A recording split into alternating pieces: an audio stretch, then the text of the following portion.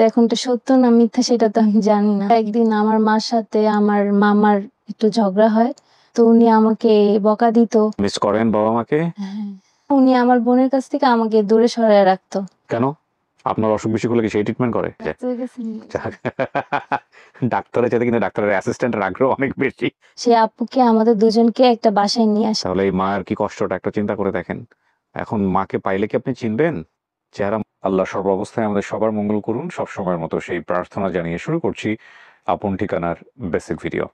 আমি কিবরিয়া রয়েছে আপনাদের সঙ্গে এবং আপনারা দেখছেন স্টুডিও অফ ক্রেডিভার্স লিমিটেডের সামাজিক যোগাযোগ মাধ্যমের জন্য নির্মিত অনুষ্ঠান। আজকে সারাদিনে আমার 6টা ভিডিও রেকর্ড হয়েছে, তার মধ্যে লাস্টের ভিডিও এটা। এবং আমি যে কথাগুলো বলেছি সে কথাগুলো রিপিট হয়ে যায় বারবার বলা প্রত্যেকটা ভিডিওতে, যে কারণে ফিলিংসের জায়গাটা একটু অন্যরকম রোবটিক হয়ে যায় অনেক সময়। তো ওই কথাগুলোই বলতে চাই। যদি অনুষ্ঠানে আসতে চান দয়া করে আমাদেরকে ফোন করবেন। আমাদের ফোন নাম্বার হচ্ছে 09639887777। এছাড়া পেজের ইনবক্সে নক দিলেও হবে। সেখান থেকেও কিন্তু আমরা, যদি মনে হয় যে না ঠিক আছে উনি আসলে ওনার যে স্টোরিটা বলতে চাচ্ছে সেটা পারফেক্ট আছে, ফোন নাম্বার দিয়ে দিলে আমরা আমাদের যারা টিম মেম্বার আছেন, তারা এডিটর যারা আছেন, তারা যোগাযোগ করবেন। তো দেখি আজকের এই শেষ ভিডিওতে যিনি এসছেন আজকের দিনের, তার গল্পটা কি এবং আমরা কতটুকু সাহায্য করতে পারি। আপনার নাম কি? হ্যাঁ, শারমিন। শারমিন। আচ্ছা, আপনার বাবার নাম? আমার বাবার নাম দুলাল। দুলাল। আপনার বাবার ব্যবসা ছিল মাছ ব্যবসায়ী। জি, মাছ ব্যবসায়ী। আপনার মাতার নাম? শাহিদা। আমরা ভাই বোনের সংখ্যা আনুমানিক আপনি বলেছেন 4-5 জন, না? হ্যাঁ। কিন্তু আপনার 2 জনের নাম মনে আছে, বলেন তো? আমার ভাইয়ের নাম হচ্ছে সাগর, আর যিনি সবার ছোট ওনার নাম আখি। আখি।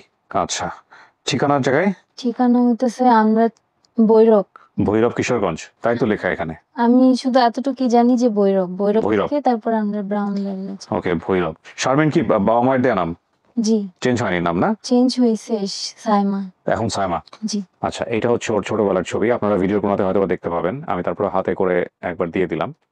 ঠিক আছে, আর কথা বাড়াচ্ছি না, চলেন শুরু করা যাক। শারমিন কি হয়েছে একবার প্রথম থেকে বলেন। হ্যাঁ। আমি ছোট থেকে আমার মার কাছে আর কি বড় হয়েছিলাম। বাবা নাই? বাবা আছে, কিন্তু বাবা আর কি অন্য জায়গায় থাকতো। আচ্ছা, সেই ক্ষেত্রে আমার আম্মু। বাবা অন্য জায়গায় কেন থাকতো? ডিভোর্স হয়ে গেছে এরকম কোনো কিছু?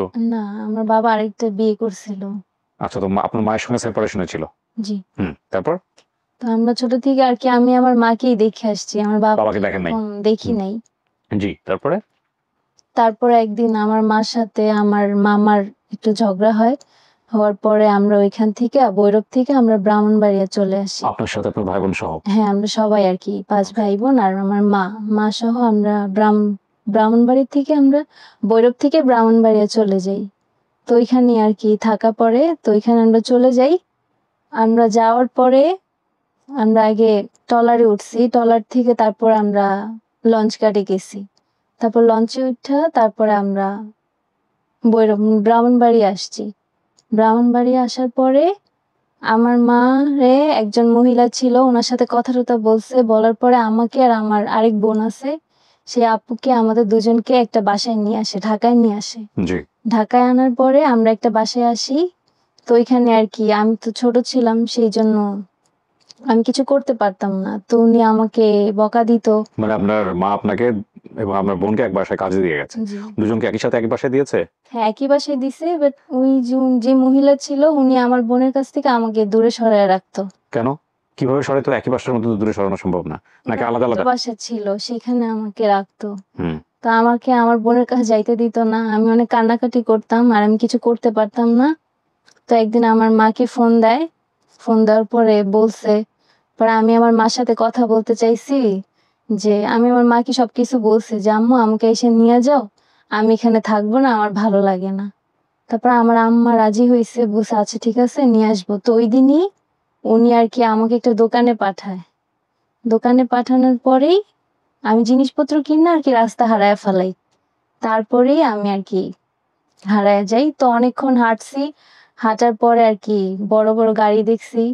তারপর আমি একটা মার্কেটে এসে বসি। তো ওইখানে মার্কেটে আসার পরে কিছু লোক আমাকে নিয়ে ওই যে যার মার্কেট ওনার কাছে আমাকে নিয়ে যায়। ওইখান থেকে আর কি উনি ওনার বাসায় আমাকে নিয়ে আসে। তারপর ওইখানে আর কি আমি বড় হই। উনাদেরকে আব্বা আম্মা বলে ডাকি, ওনারাই সবকিছু ছিল। জিজ্ঞেস করেন আপনাকে তুমি কোথা থেকে আসছো, কি অবস্থা? হ্যাঁ, জিজ্ঞেস করছে। ওনারা আমাকে বলছে যে ওনারা খোঁজ করছে, কিন্তু এখন তো সত্য না মিথ্যা সেটা তো আমি জানি না। আমাকে বলছে যে আমার খোঁজ নিতেছে, আমার বাপ মা কোথায়, বলছে খুঁজে দিবে, তো এই পর্যন্ত আর তারা খুঁজে দেয় নাই। তারপর ওইখানে আমি বড় হইছি, ওইখানেই ছিলাম। তো তারপরে আমার বিয়ে হইছে। ওনারে বিয়ে দিয়েছেন? না, ওনারা বিয়ে দেয়নি, আমি নিজেই আর কি একজনকে পছন্দ হয়েছে, তাকেই আমি বিয়ে করি। লেখাপড়া করার সুযোগ পেয়েছেন? না, পছন্দ হলো কিভাবে? উনি ওইখানে জব করতে আসছিল, আচ্ছা, ওইখান থেকে আর কি পছন্দ হয়েছে। তারপর আমি আর কি পালায় তারপরে বিয়ে করি ওনার ও সাথে। পালায়, ওনার সাথে পালায় গেছেন, পালায় গিয়ে বিয়ে করছেন। জি। ওকে, পালানোর আগে উনি জানতো যে আপনার পরিবারের ব্যাকগ্রাউন্ড এরকম জানতো? হ্যাঁ, সবকিছু সবকিছুই জানতো। আমাকে বিয়ে করছে। কি করে আপনার হাজবেন্ড? আমার হাজবেন্ড অ্যাসিস্ট্যান্ট ডক্টর।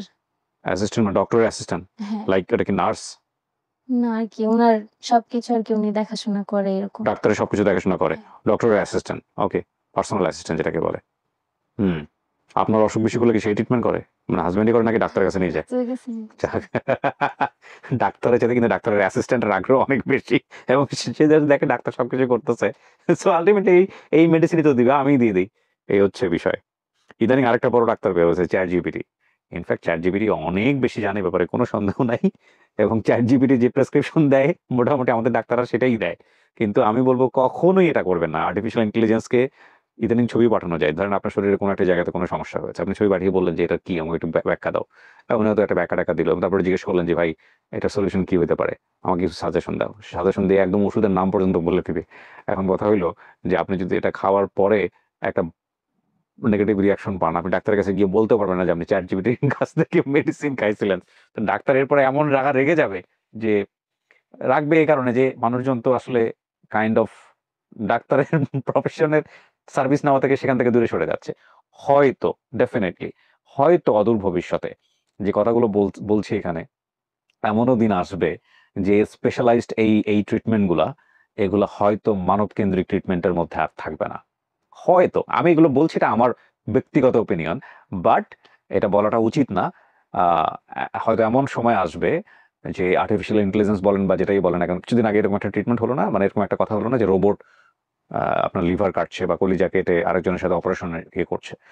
তো আর্টিফিশিয়াল ইন্টেলিজেন্স এমন পর্যায়ে চলে যাবে, আমার যেটা মনে হয়, আমি আবারও বলছি আমার ব্যক্তিগত ওপিনিয়ন, যে হিউম্যান সার্ভিসের যে জায়গাগুলা, সেগুলো এত সংকীর্ণ হতে থাকবে, হয়তো ডিফারেন্ট জব ক্রিয়েট হবে মানুষের, কিন্তু এই যে জায়গাগুলা, এগুলা খুবই আহ, মানে আমার কাছে মনে হয় যে আজ থেকে 10, 15, 20 বছরের মধ্যে একটা ড্রাস্টিক্যাল চেঞ্জ চলে আসবে। সেখানে হয়তো বা মানুষ, মানে এগুলো এখন বললে হয়তো বেশি বলা হয়ে যাবে, হয়তো বা কোনো ডাক্তারের কাছেই যাবে না, বা যাওয়ার প্রয়োজন মনে করবে না। ঠিক আছে? এবং এগুলো বললে, আমি আবারও বলছি, এটা ছোট্ট একটা ক্লিপ কেটে নিয়ে দেখা যাবে যে ছেড়ে ছুড়ে দিয়ে রীতিমতো আমাকে নিয়ে অনেক ধরনের সমালোচনা তৈরি হতে পারে। আমি এটা গেস করছি, আমার জানাশোনার জায়গা থেকে ভুলও হতে পারে ডেফিনেটলি। বাট আমার কাছে মনে হয় যে একটা বড় ধরনের চেঞ্জ আসতে যাচ্ছে টেক ওয়ার্ল্ডে, ব্যাপারে কোনো সন্দেহ নাই।